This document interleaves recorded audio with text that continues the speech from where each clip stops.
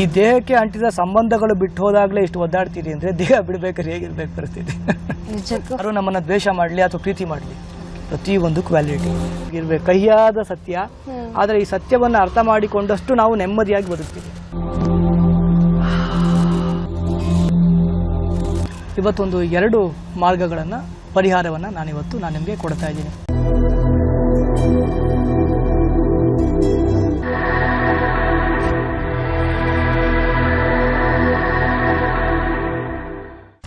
ನಮಸ್ತೆ, ಚಂದನ ವಾಹಿನಿಯ ಎಲ್ಲ ಪ್ರೀತಿಯ ವೀಕ್ಷಕರಿಗೆ ಕಾರ್ಯಕ್ರಮಕ್ಕೆ ಆತ್ಮೀಯ ಸ್ವಾಗತ. ವೀಕ್ಷಕರೇ, ಮನುಷ್ಯ ಸಂಘಜೀವಿ. ಯಾವುದೇ ಒಂದು ಭಯ, ಒತ್ತಡ ಇರಬಹುದು, ಉದ್ವೇಗ ಇರಬಹುದು, ಖಿನ್ನತೆ ಇರಬಹುದು, ನಮಗೆ ಎಲ್ಲ ಸಂದರ್ಭದಲ್ಲೂ ಕೂಡ ಯಾರಾದರೂ ಒಬ್ರು ಸಮಾಧಾನ ಮಾಡೋದಕ್ಕೆ ಬೇಕು ಎನ್ನುವಂತ ಒಂದು ಹಂಬಲ ಮನಸ್ಸು ತೋರಿತಾ ಇರುತ್ತೆ. ಅದು ತಬ್ಬುಗೆಯಿಂದ ಆಗಿರಬಹುದು, ಸಾಂತ್ವನದ ಮಾತುಗಳಿಂದ ಆಗಿರಬಹುದು. ಹೀಗೆ ಸದಾ ನಾವು ಜೊತೆಗಿರುವವರ ಜೊತೆಗೆ ಅವಲಂಬಿತರಾಗಿರ್ತೇವೆ. ಪ್ರತಿ ಬಾರಿ ನಮಗೆ ಅನ್ಸೋದು, ಕಾಡುವಂತ ಒಂದೇ ಒಂದು ಪ್ರಶ್ನೆ, ನಮ್ಮನ್ನ ನಾವೇ ಸಾಂತ್ವನ ಪಡಿಸಿಕೊಳ್ಳುವಂತ ಒಂದು ವಿಶೇಷವಾದಂಥ ಯೋಗ ಸಾಧನ ನಮಗೆ ಯಾಕೆ ಇರಬಾರದು ಅನ್ನುವಂಥದ್ದು. ಖಂಡಿತ ಯೋಗ ಸಾಧನ ಇದೆ. ಅದರವನ್ನ ಕುರಿತಾಗಿ ಇವತ್ತಿನ ಕಾರ್ಯಕ್ರಮದಲ್ಲಿ ಚರ್ಚೆ ಮಾಡೋಣ. ಅದೆಷ್ಟೋ ಬಾರಿ ಹಿಂದೆ ನಡೆದಂತಹ ಘಟನೆಗಳು ಇವತ್ತಿಗೂ ಕೂಡ ನಮ್ಮನ್ನ ಕಾಡೋದಕ್ಕೆ ಶುರುವಾಗುತ್ತೆ. ಎದೆಯಲ್ಲಿರುವಂತಹ ಭಾವನೆ ಗಡಗಡ ಸದ್ದಿನೊಂದಿಗೆ ಹೊರಗಡೆ ಬರುತ್ತೆ. ಈ ತರಹದ ವಿಶೇಷವಾದ ಮತ್ತು ವಿಚಿತ್ರವಾದಂತಹ ವರ್ತನೆಗಳನ್ನ ಕೂಡ ನಾವು ಇತ್ತೀಚಿನ ದಿನಗಳಲ್ಲಿ ನೋಡ್ತಾ ಇದ್ದೇವೆ. ಸೊ ಇದಕ್ಕೆ ಯಾವ ರೀತಿಯಾದಂತಹ ಕಾರಣಗಳಿರಬಹುದು, ಇದರಿಂದ ಹೊರಗಡೆ ಬರೋದಕ್ಕೆ ಯಾವ ರೀತಿಯಾದಂತಹ ವಿಶೇಷವಾದಂತಹ ಪ್ರಾಣಾಯಾಮ ಇರಬಹುದು ಅಥವಾ ಬ್ರೀತಿಂಗ್ ಟೆಕ್ನಿಕ್ ಇರಬಹುದು, ಅದಕ್ಕೆ ಏನಂತ ಕರೀತಾರೆ, ಎಲ್ಲ ಮಾಹಿತಿಯನ್ನ ಇವತ್ತಿನ ಕಾರ್ಯಕ್ರಮದಲ್ಲಿ ತಿಳ್ಕೊಳ್ಳೋಣ. ಇದ್ರ ಬಗ್ಗೆ ಸಾಕಷ್ಟು ಮಾಹಿತಿಯನ್ನ ತಿಳಿಸ್ಕೊಡೋದಕ್ಕೆ ನಮ್ಮ ಜೊತೆಗಿದ್ದಾರೆ ಆಚಾರ್ಯ ಅರುಣ್ ಪ್ರಕಾಶ್ ಅವರು, ಜೀವನ ಯೋಗ ಪ್ರತಿಷ್ಠಾನದ ಸಂಸ್ಥಾಪಕರು. ತಮ್ಮೆಲ್ಲರಿಗೂ ಕೂಡ ದೊಡ್ಡ ಮಟ್ಟದ ಪರಿಚಿತರು. ನಮ್ಮೆಲ್ಲರ ಸಮಸ್ಯೆಗಳಿಗೆ ಇವರಲ್ಲಿ ಉತ್ತರ ಇದೆ, ಇವರಲ್ಲಿ ಪರಿಹಾರ ಇದೆ ಅಂತ ಹೇಳಿದ್ರೆ ತಪ್ಪಾಗ್ಲಾರ್ದು. ಅವರನ್ನ ಕಾರ್ಯಕ್ರಮಕ್ಕೆ ಸ್ವಾಗತಿಸ್ತಾ ಇದ್ದೇನೆ. ಗುರುಗಳೇ, ಕಾರ್ಯಕ್ರಮಕ್ಕೆ ಪ್ರೀತಿಯ ಸ್ವಾಗತ. ಭಯ ಅಂದಿದ ತಕ್ಷಣ ಪ್ರತಿಯೊಬ್ಬರು ಕೂಡ ಜೀವನದಲ್ಲಿ ಒಂದಲ್ಲ ಒಂದು ಕ್ಷಣ ಈ ತರದ ಒಂದು ಪರಿಸ್ಥಿತಿಯನ್ನು ಎದುರಿಸಿರ್ತಾರೆ. ಎಷ್ಟೋ ಭಾವನೆಗಳಿರುತ್ತೆ. ಅದು ಒಳ್ಳೆ ರೀತಿಯ ಭಾವನೆಗಳಿರಬಹುದು ಅಥವಾ ತುಂಬಾ ನಮ್ಮನ್ನ ಹೆದರಿಸುವಂತಹ, ಉದ್ವೇಗಕ್ಕೆ ಒಳಪಡಿಸುವಂತಹ, ಮತ್ತೆ ಒತ್ತಡ ಇರಬಹುದು. ಯಾವುದೋ ಒಂದು ಕುಟುಂಬದಲ್ಲೇ ಏನೋ ಒಂದು ಸಮಸ್ಯೆ ಆಗಿರಬಹುದು, ಅದೇ ಪದೇ ಪದೇ ನಮ್ಮನ್ನ ಮರುಕಳಿಸ್ತಾ ಹೋಗ್ತಾ ಇರುತ್ತೆ. ಈ ತರದೊಂದು ವಿಚಿತ್ರವಾದಂತ ಸಮಸ್ಯೆ ಇರಬಹುದು ಅಥವಾ ಅದನ್ನ ಏನಂತ ಪರಿಗಣಿಸ್ತೀರಾ ನೀವು? ಅದರಿಂದ ಹೊರಗಡೆ ಬರೋದಕ್ಕೆ ಯಾವೆಲ್ಲ ವಿಶೇಷವಾದಂತ ಸಾಧನಗಳು ನಿಮ್ಮ ಹತ್ರ ಇದೆ? ನೋಡಿ, ಹಿಂದೆ ಹಲವಾರು ಒಳ್ಳೆಯ ಘಟನೆ ಲೈಫಲ್ಲಿ ಆಗಿರುತ್ತೆ, ಕೆಟ್ಟದ್ದು ಆಗಿರ್ತದೆ. ಆದರೆ ಅದು ಆಗಿ ಹೋಗಿದೆ ಅಷ್ಟೇ, ಈಗ ಆಗ್ತಾ ಇಲ್ಲ.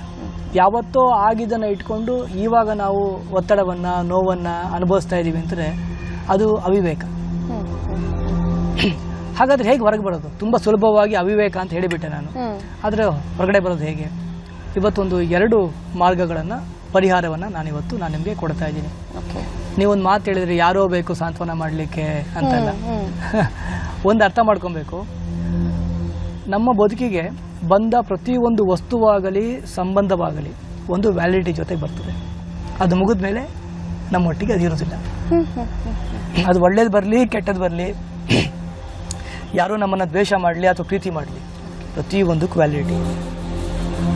ಈಗ ನೀವು ಯಾರೋ ಬಂದು ಹೋಗಿದ್ರ ಬಗ್ಗೆ ಮಾತಾಡ್ತಾ ಇದ್ದೀರಾ.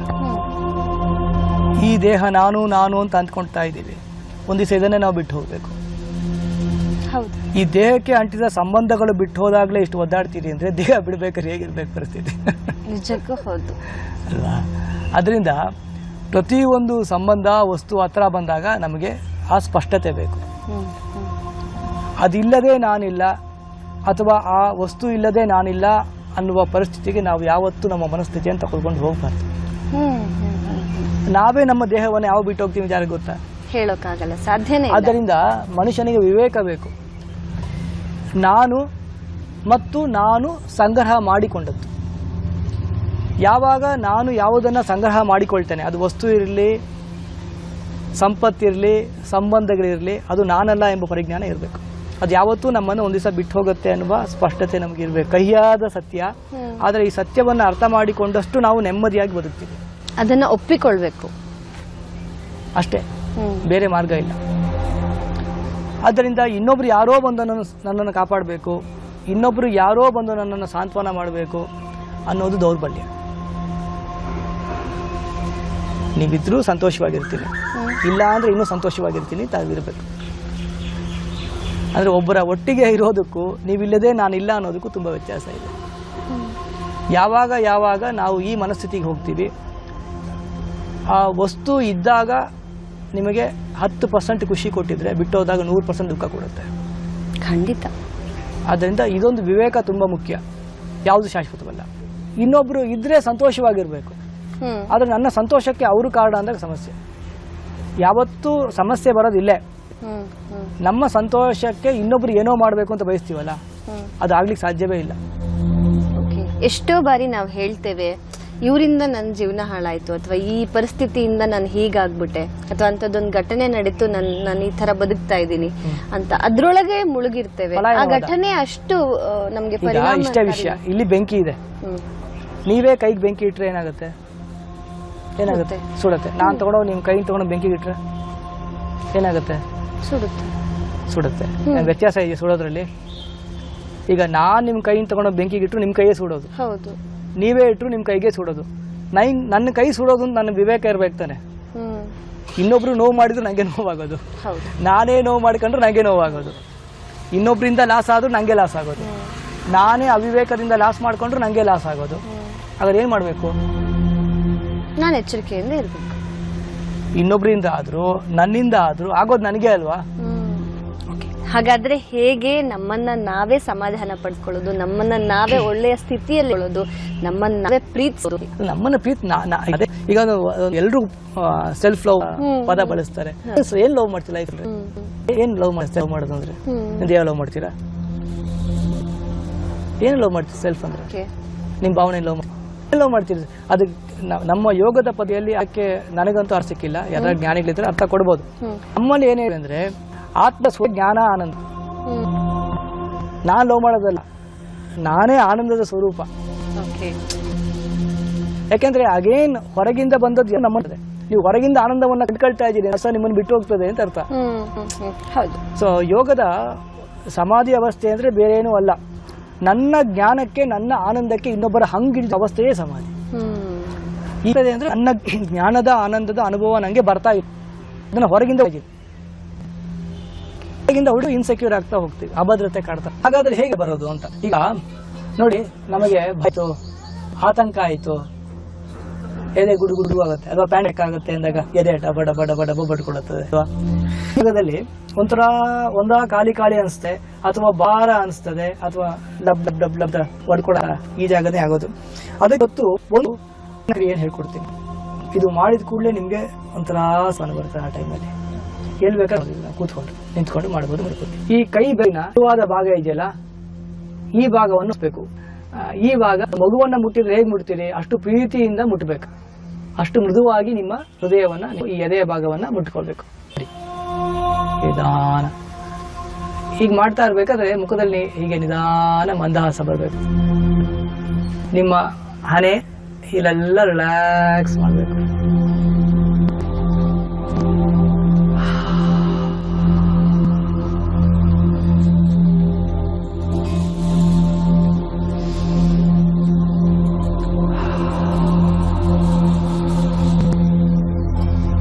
ಹೀಗೆ ಒಂದು 2-3 ನಿಮಿಷ ಹೀಗೆ ಶಾಂತಕೊಳ್ಳೋದು.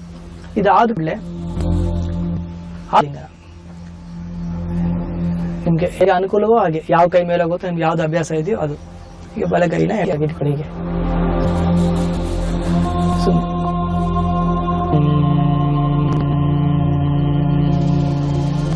ಈಗ ಇಟ್ಕೊಂಡಾಗ ಎದೆ ಬಡಿತ ನಿಮ್ಗೆ ಅನುಭವ ಬರ್ಲಿಕ್ಕೆ ಶುರುವಾಗ್ತದೆ. ಎದೆ ಬಡಿತ ನಿಧಾನವಾಗಿ ಕಡಿಮೆ ಆಗಿ ಸಾಧ್ಯತೆಗೆ ಹೋಗೋದು ನಿಮ್ಗೆ ಅನುಭವ ಬರುತ್ತೆ. ಆಸೆ ಎಂಬ ಭಾವನೆಯೇ ಇಲ್ಲವಂತೆ ಆಗುತ್ತೆ. ಪ್ರಶಾಂತವಾದ ಸ್ಥಿತಿಗೆ ಮನಸ್ಸು ಹೋಗುತ್ತೆ.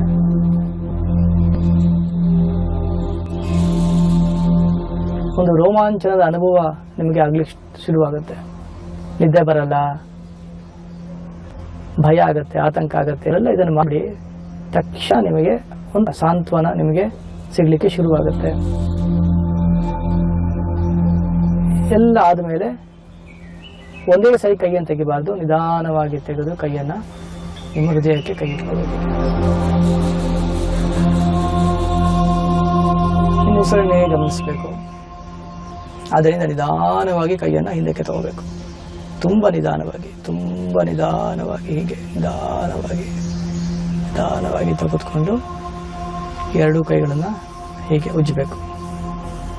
ಇದು ಮಾಡಿದ ಮೇಲೆ ನಿಮ್ಮ ದೇಹ ವೇಗವಾಗಿ ಸಂಚಾರ ಆಗೋದಿಲ್ಲ, ಸ್ವಲ್ಪ ಸಮಯ ತಗೊಳುತ್ತೆ.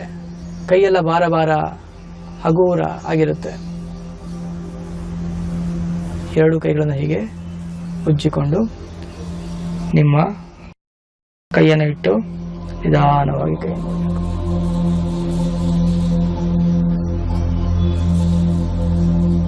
ಒಂದು ಪ್ರಶಾಂತತೆ ನಿಮ್ಮನ್ನ ಆವರಿಸುತ್ತೆ. ಆಚಾರ್ಯರೇ, ನಿಮ್ಮೊಟ್ಟಿಗೆ ನಾನು ಕೂಡ ಈ ಆಲಿಂಗನವನ್ನ ಮಾಡ್ತಾ ಇದ್ದೆ.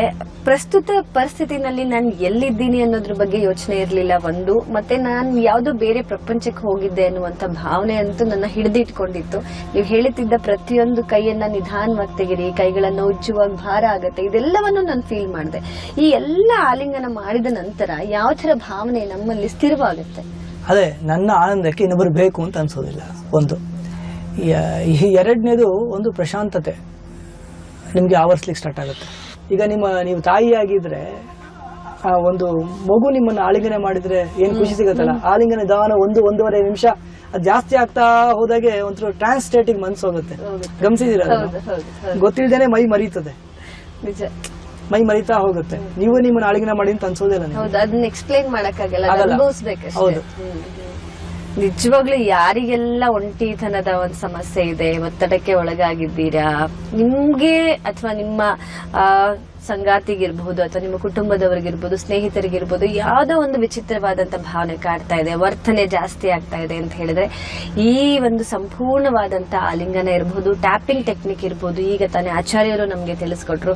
ಖಂಡಿತ ಅದನ್ನ ಮಾಡೋದ್ರಿಂದ ನೀವು ನಿಮ್ಗಿರುವಂತಹ ಮಾನಸಿಕ ಸಮಸ್ಯೆಗಳಿಂದ ದೂರ ಉಳಿಬಹುದು. ಆಚಾರ್ಯರೇ, ಕೊನೆಯದಾಗಿ ನಮ್ಮ ವೀಕ್ಷಕರಿಗೆ ಏನ್ ಹೇಳ್ತೀರಾ? ಖುಷಿಯಾಗಿರಿ ಅಷ್ಟೇ, ಇನ್ನೇನು ಹೇಳಕ್ಕ. ಖುಷಿಯಾಗಿರ್ಬೇಕು, ಆನಂದವಾಗಿರ್ಬೇಕು, ಆರೋಗ್ಯವಾಗಿರ್ಬೇಕು. ಎಲ್ರಿಗೂ ಒಳ್ಳೆಯದಾಗಲಿ. ವೀಕ್ಷಕರೇ, ಆಚಾರ್ಯರು ಇವತ್ತಿನ ಯೋಗ ಕಾರ್ಯಕ್ರಮದಲ್ಲಿ ವಿಶೇಷವಾದಂತಹ ಸಂದೇಶವನ್ನ ನಮಗೆ ತಿಳಿಸ್ಕೊಟ್ರು. ಜೀವನದಲ್ಲಿ ಬರುವಂತಹ ಪ್ರತಿಯೊಂದು ಸಂಬಂಧಕ್ಕೂ ಕೂಡ ಅದರದೇ ಆದಂತ ಸಮಯ ಇರುತ್ತೆ. ಆ ಸಮಯದ ನಂತರ ಯಾರೂ ಕೂಡ ಶಾಶ್ವತವಲ್ಲ, ಯಾವುದೂ ಕೂಡ ಶಾಶ್ವತ ಅಲ್ಲ ಅನ್ನುವಂಥದ್ದನ್ನ ನಾವು ಮನದಟ್ಟು ಮಾಡ್ಕೊಳ್ಬೇಕಾಗಿದೆ, ಅದನ್ನ ಒಪ್ಕೊಳ್ಬೇಕಾಗಿದೆ. ನಾವು ಹೇಗಿದ್ದೇವೋ ಹಾಗೆ ಸ್ವೀಕರಿಸಿ, ಪರಿಸ್ಥಿತಿ ಹೇಗಿದೆಯೋ ಅದನ್ನೇ ನಾವು ಒಪ್ಕೊಳ್ಬೇಕು ಅನ್ನುವಂಥ ವಿಶೇಷವಾದ ವಿಚಾರದೊಂದಿಗೆ ಇವತ್ತಿನ ಯೋಗ ಕಾರ್ಯಕ್ರಮವನ್ನು ಮುಕ್ತಾಯಗೊಳಿಸ್ತಾ ಇದ್ದೇವೆ. ಮುಂದಿನ ಸಂಚಿಕೆಯಲ್ಲಿ ಮತ್ತೆ ಭೇಟಿಯಾಗ್ತೀವಿ. ನಮಸ್ತೆ, ಧನ್ಯವಾದ.